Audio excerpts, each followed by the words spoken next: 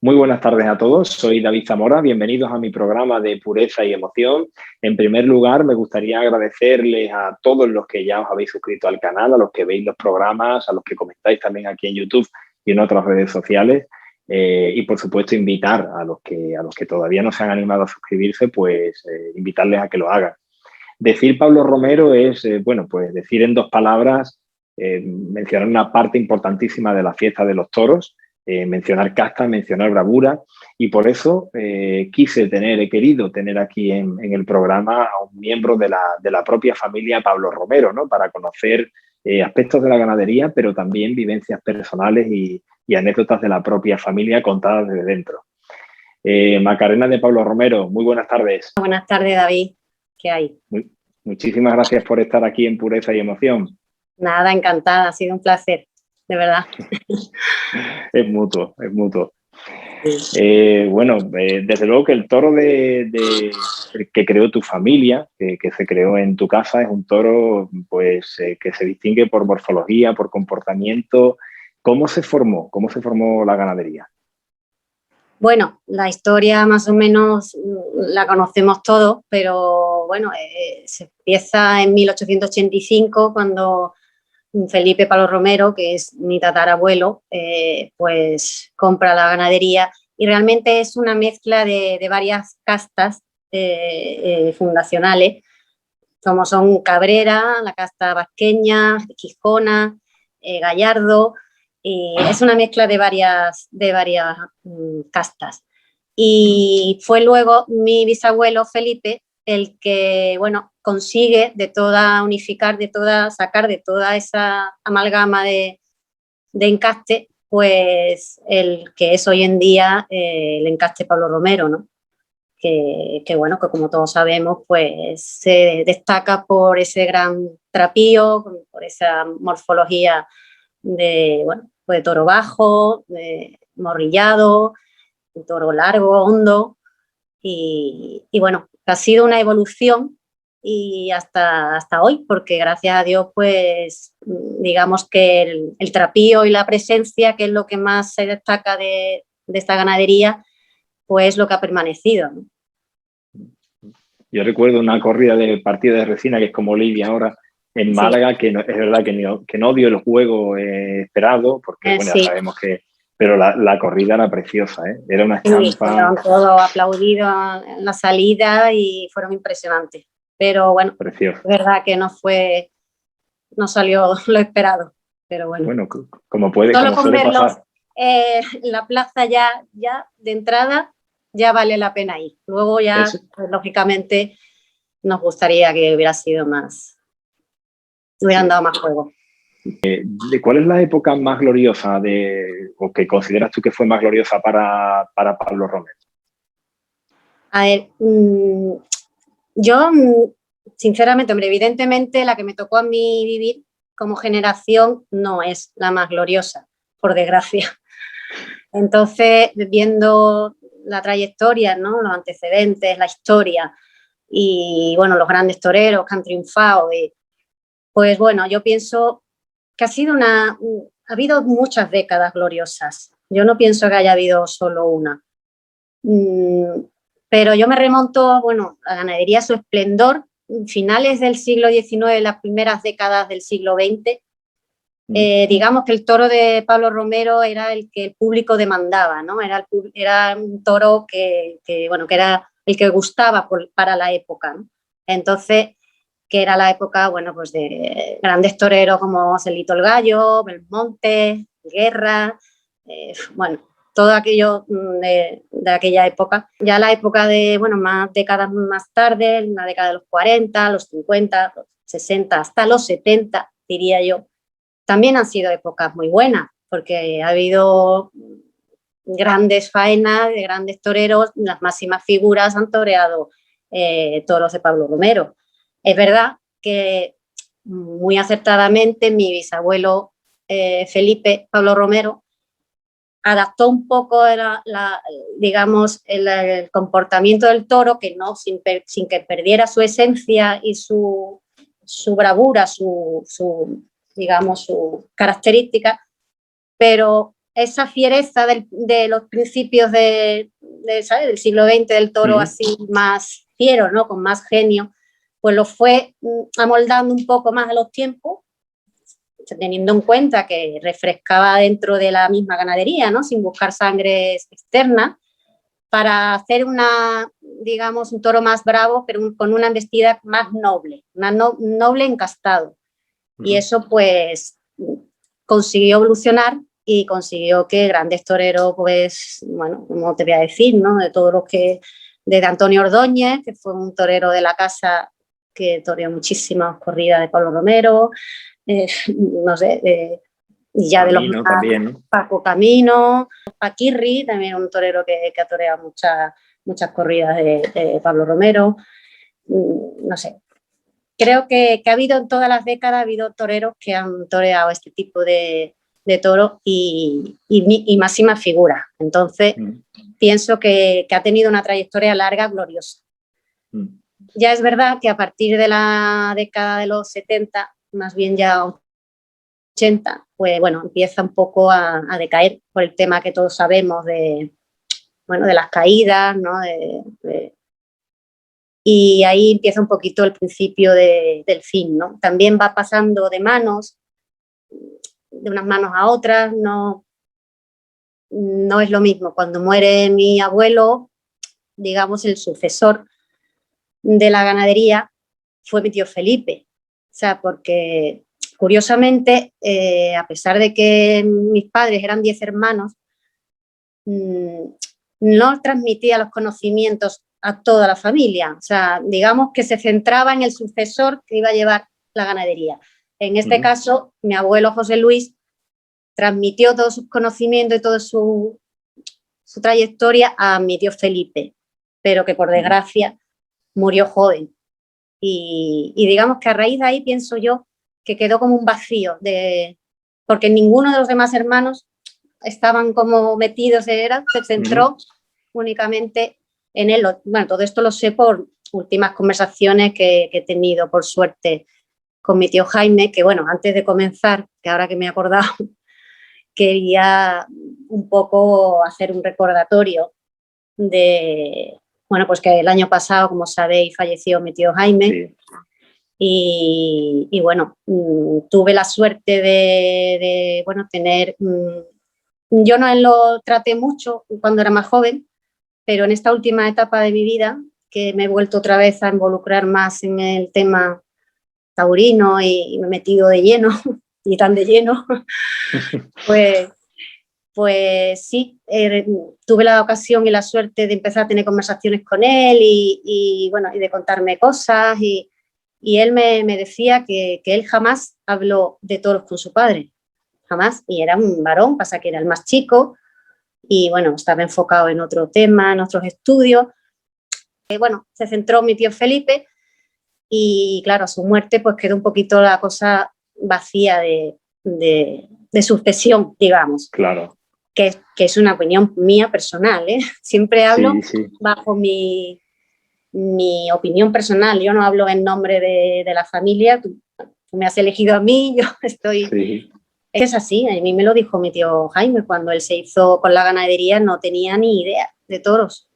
Él lo que tenía era la pasión por la sangre ganadera y un amor por el toro increíble, ¿no? Y porque no se perdiera la leyenda, ¿no? De esta ganadería mítica. Y bueno, fue valiente y fue, claro, a intentar recuperar y que no se perdiera, ¿no? Esta joya. Pero bueno, lógicamente no fue fácil, pero bueno, ahí queda. También los tiempos fueron cambiando, eso quizás nos ayudó. Yo leí unas palabras de él en El País, creo que fueron, te hablo de los años 90, ¿no? Sí. Y entonces él decía que los tiempos estaban cambiando, que el toro, que él no iba que no ibais a cambiar el toro de Pablo Romero, y que el toro de antes, que era el torero, lo que vino a decir era, el torero antes se acoplaba al toro y ahora es el toro el que se acopla, el colaborador del torero. Claro. Se torea, y dijo que se toreaba, que sí, que se toreaba mejor que nunca, pero que era más aburrido que nunca. Así es que quizás ese fue el problema, que no, bueno, sí, que él tenía el mismo concepto que su padre, que, bueno, que los criterios que imperaban en la época gloriosa. Y claro, había que evolucionar, igual que mi bisabuelo dio un salto y se adaptó a, digamos, a hacer un toro un poco más noble, ¿no? Más toreable, entre comillas, ¿no? Más que no fuera ese genio, ¿no?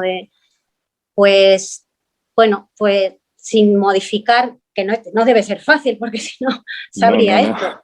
Fácil no es, yo no digo, eso en la teoría está muy bonito, pero sí es verdad que bueno, que no mantuvo el mismo toro bueno, pues que había en la época de mi abuelo, ¿no? Yo en ese sentido sí soy más abierta bueno, sin modificar ni tocar la esencia del toro nuestro, que fue nuestro, pues adaptarse un poquito a los tiempos, pues porque eso no es malo, hay que ir con lo que demanda el público, ¿no? Como decía mi abuelo, ¿no? El público es el que manda y el que quiere ver es el toro, primero la presencia, ¿no? Un toro sin presencia no es un Pablo Romero. Luego ya que dé juego o no, pero la presencia es la carta principal que juega esta ganadería y esa la tienen y la conservan, gracias a Dios. Sí, sí. Pero es verdad que luego pues, un torero, pues por eso la figura pues no la quiere torear, porque un toro exigente, un toro que te exige mucho saber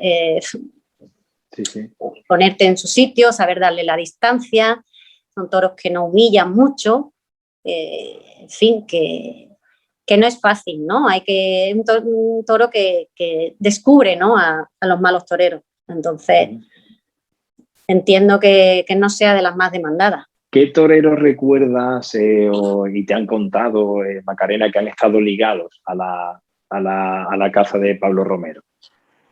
Pues bueno, lógicamente Joselito el Gallo, desde luego fue un torero de la casa, ¿no? Y yo quería comentarte a modo de anécdota con respecto a esto, ya que me lo has sacado, que me sorprendió mucho porque digamos que Joselito el Gallo fue mi abuelo José Luis. Joselito el Gallo empezó a ir a tentar a la finca porque iba su hermano Rafael el Gallo, ¿no? Entonces, por entonces mi bisabuelo era el que llevaba la ganadería. Entonces, con 12 años, Joselito el Gallo conoce a mi bisabuelo, que es cuando empieza a ir a tentar. Y por entonces, ahí mi abuelo, José Luis, eran contemporáneos, o sea, eran más o menos de la misma época, más o menos por edad. Entonces, me cuentan que a la par que Joselito se iba haciendo como torero, mi abuelo se iba gestando como ganadero. Entonces, digamos que las carreras iban paralelas. Mi abuelo de ganadero y Joselito el Gallo como torero. Entonces, ahí se forja una amistad que, perduró hasta su muerte, ¿no? De hecho, hay anécdotas que lo corroboran, ¿no? De esa amistad que mi abuelo tenía. Mi tío Jaime me ha comentado que en su despacho él recuerda de pequeño que tenía un cuadro de Joselito el Gallo detrás, que ahora mismo está ese cuadro en el Museo de Nimes de Pablo Romero. Sí, está allí. Y y luego también me comentó que, como murió tan inesperadamente, estuvo un tiempo sus restos descansando en el Panteón Pablo Romero, mientras se terminaba el mausoleo que le hicieron. Ajá. Entonces, quiero decir que ha estado vinculado pues hasta su muerte, ¿no? Independientemente pues de lo que se habla de mi tía abuela Guadalupe y de toda esa relación que hubo, ¿no? Pero ese es el gran torero. Luego también un torero, Antonio Ordoña ha sido un torero de la casa que encantaba torear. Lo que pasa es que, toda esa época, ya te digo que, yo no la he vivido tanto. Yo sé un poco lo que me han contado y, y sobre todo Paco Camino, que acabo de tener una conversación con María Ángeles Sanz hace un ratito, con su exmujer, sí, a raíz de esta entrevista, que también, me ha contado cosas sobre... Pues cuéntanos qué te ha contado, No, bueno, pues el famoso, bueno, toro serranito, ¿no? Que fue, bueno, la faena mítica de la carrera de Paco Camino.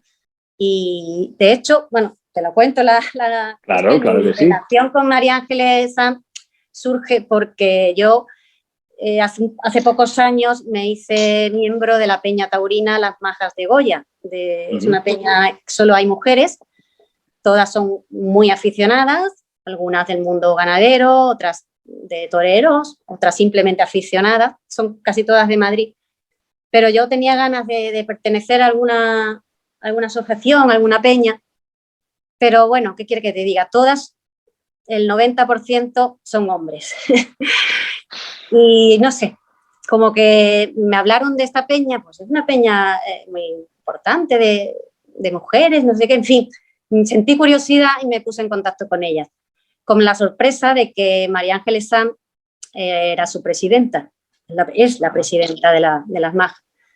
Y claro, me acogió de maravilla, ¿no? Encantada, y la verdad es que, y vamos, sigo perteneciendo y es una peña maravillosa, ¿no? Porque son todas grandísimas aficionadas y todas involucradas de una u otra manera en el mundo del toro, ¿no? Porque yo siempre reivindico cada vez que puedo el papel de la mujer, ¿no?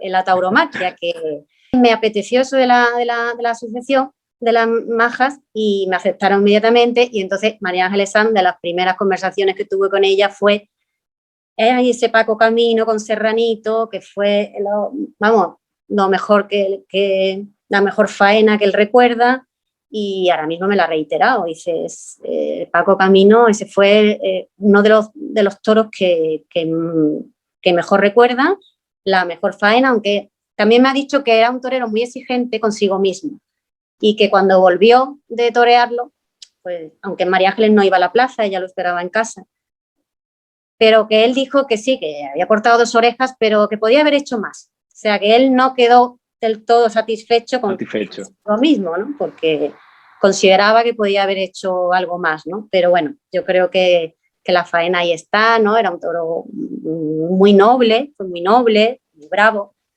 pero es verdad que, bueno, toreando a media altura, en fin, que no era fácil, había que estar como estuvo Paco Camino, ¿no? Que entendió perfectamente, como sabe de toro, entendió perfectamente cogerle el sitio y la distancia y matarlo luego, bueno, pues que, en fin, que se ganó sus 2 orejas y la verdad es que fue un momento esplendoroso, ¿no? Para ambos. Y bueno. ¿A ti te hubiera gustado ser ganadera, Macarena? Sí, pero bueno, voy a ir a más. Te diría algo que yo creo que muy poca gente sabe, y porque bueno, queda en una anécdota, pero bueno, fue una realidad por un tiempo. Yo cuando me casé, es verdad que en un momento de mi vida, yo es que quería explicar un poco que a pesar de mi, por supuesto, sangre ganadera, familia y demás, yo tengo 2 partes de mi vida, ¿no? La parte más de infancia, que es la que vivo en el campo, que es la que maravillosa, que es la que se me ha quedado, y de lo que soy parte es de eso, de esas vivencias de pequeña, por eso soy tanto del toro en el campo. Yo a la plaza fui muy tarde, yo no he sido de plaza, yo he sido de campo y es lo que me sigue tirando, ¿eh? Sí. Y yo no cambio un tentadero por una corrida de toro. Bueno, depende, pero vamos, que quiero decir que, pero eso es algo que lo he vivido de pequeña y eso te marca para siempre. Eso es una maravilla y un privilegio que yo he tenido y que te marca el resto de tu vida. Y luego hay otra etapa muy desvinculada, que es cuando ya te haces más mayor, bueno, te casas, los niños, en fin, una desconexión muy grande ahí de toros en mi vida, ¿no? Pero siempre tenía la espinita de vez en cuando iba a una corrida, pero bueno, estaba muy... Pero me casé y mi exmarido no era nada taurino, no era aficionado, simplemente no tenía. Pero sabía de mi... Bueno, pues, y fue cuando ya se había vendido, ya mi tío Jaime se lo había vendido ya a los actuales propietarios, ¿no? Del partido de Resina. Y en una de las celebraciones familiares se dio hablando y con uno de mis primos y nos planteamos la posibilidad de comprarla. Sí. Sí, nos planteamos, pero vamos, que llegábamos a alguna conversación, a ver, con otro primo mío, ¿no? Pero bueno, aquello no quedó en nada porque lógicamente eso no era fácil. Sigue siendo un sueño, pero ahí se va a quedar, como no me toque la lotería o algo así, que es lo que decimos todos, pues era difícil. ¿Sobre qué año fue eso, Macarena, que tuviste intención de comprar? Pues 2000 algo, 2003, 2004, una cosa así. Ajá, ajá. Sí. ¿Qué vivencia te marcaron a ti más como miembro de la familia? Pues bueno, esta que te he comentado de mi infancia. Es que mis veranos eran en la herrería, en San Lucas la Mayo, donde estaban los toros bravos. Es la mejor época de mi vida, la verdad. Ahora he tenido otra vez la suerte de volver a revivir ciertos momentos que, bueno, que luego ya te digo que pasé otra época muy desconectada, pero luego lo he retomado otra vez con mucha fuerza y se reaviva todo otra vez, ¿no? Vuelves y entonces te das cuenta de que estabas perdida por algo, porque no me había ubicado en mi sitio todavía, ¿no? No estaba en mi sitio. Y ahora ya veo por qué, claro, ahora sí, ahora ya vuelvo a estar donde debería estar, que es en el mundo taurino, viendo, bueno, quitando lo de la presidencia, que eso no lo he ido a buscar, ni me lo esperaba, ni nada. Esto ha sido otra historia. Bueno, cuéntanos. Me llamaron y me lo propusieron. Ricardo Sánchez, el delegado del gobierno de Sevilla, me lo dijo. ¿Y qué quieres que te diga? Me cogió muy de sorpresa.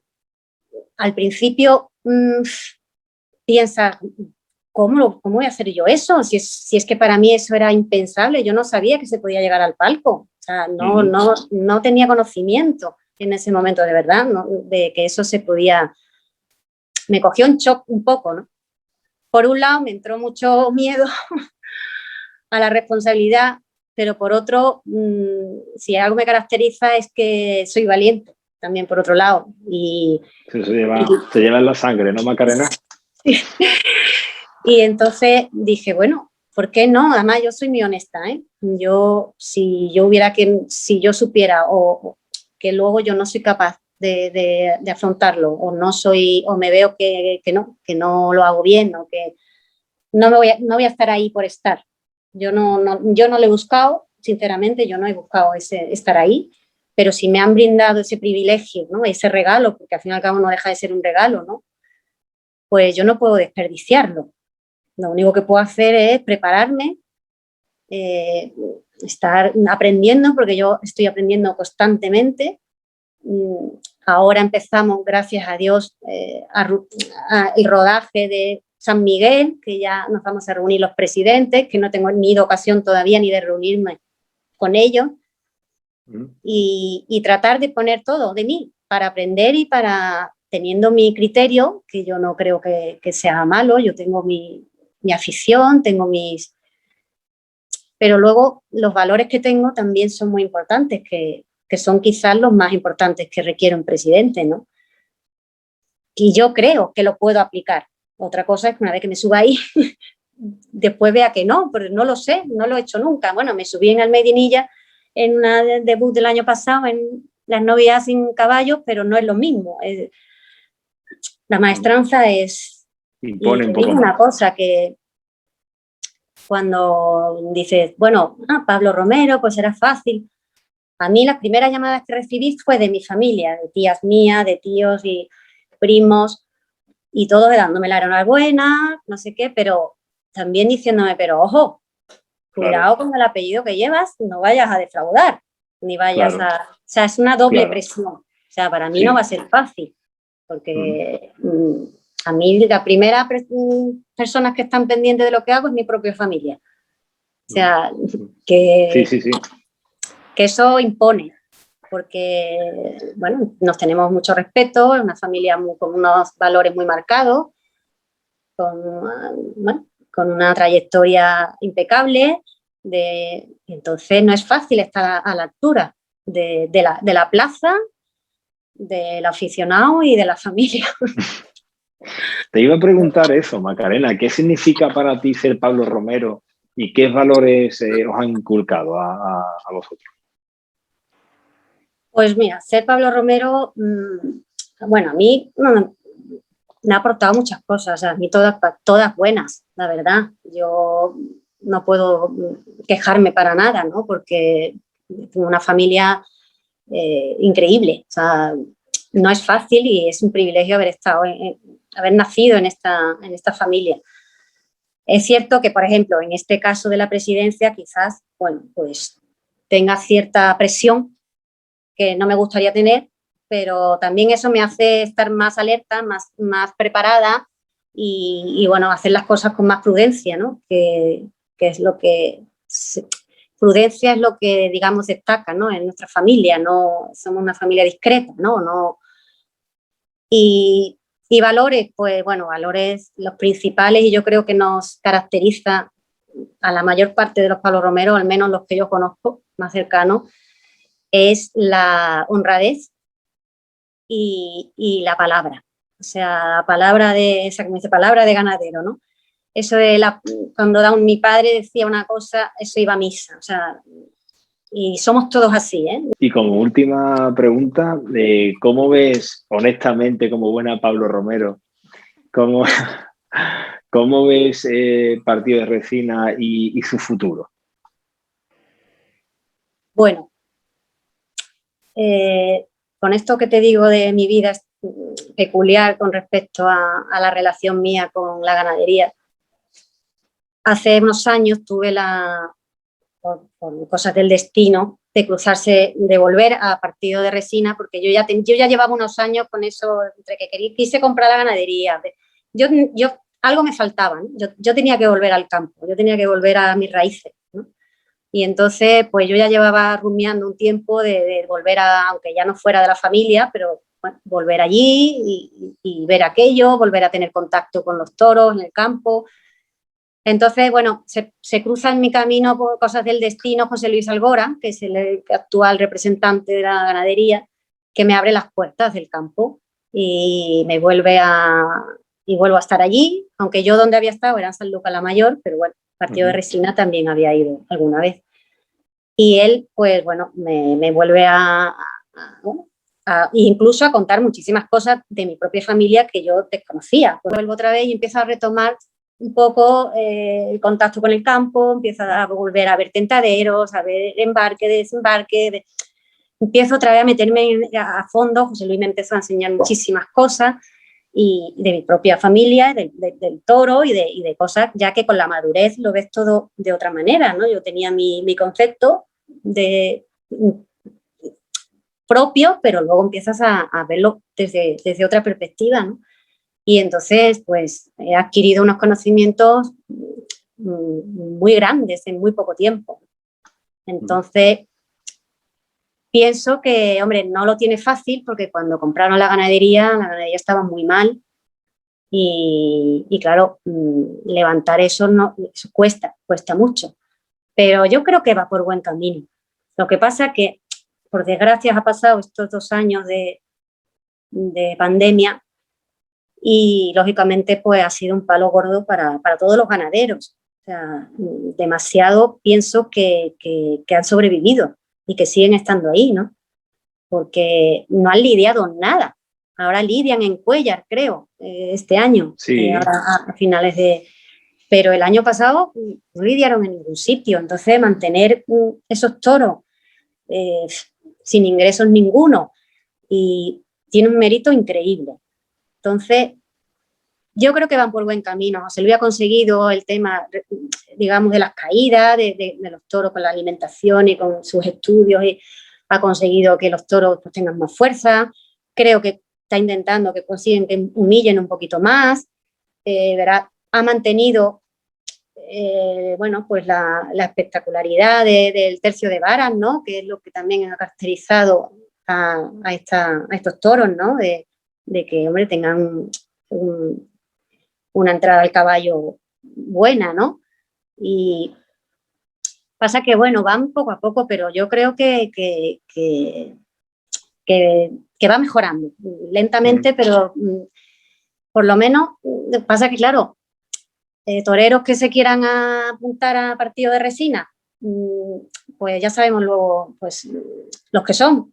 Y claro, eso es difícil, pero tiene un mérito muy grande solo con ponerse delante y la verdad es que yo creo que si con un poquito más de paciencia se aguantan, espero que consigan por lo menos mantenerla, porque de verdad es un patrimonio genético que no se debe perder y deberíamos echar una mano a todos esos encastes, no solo a este, que bueno, pues que son eso, ¿no? Joyas genéticas que deberían bueno, pues de tener una ayuda, de más, no sé, más apoyo por parte de los toreros, ¿no?